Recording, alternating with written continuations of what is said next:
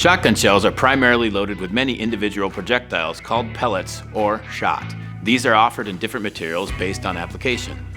Materials include lead, steel, bismuth, and tungsten alloy. The primary difference between them is density.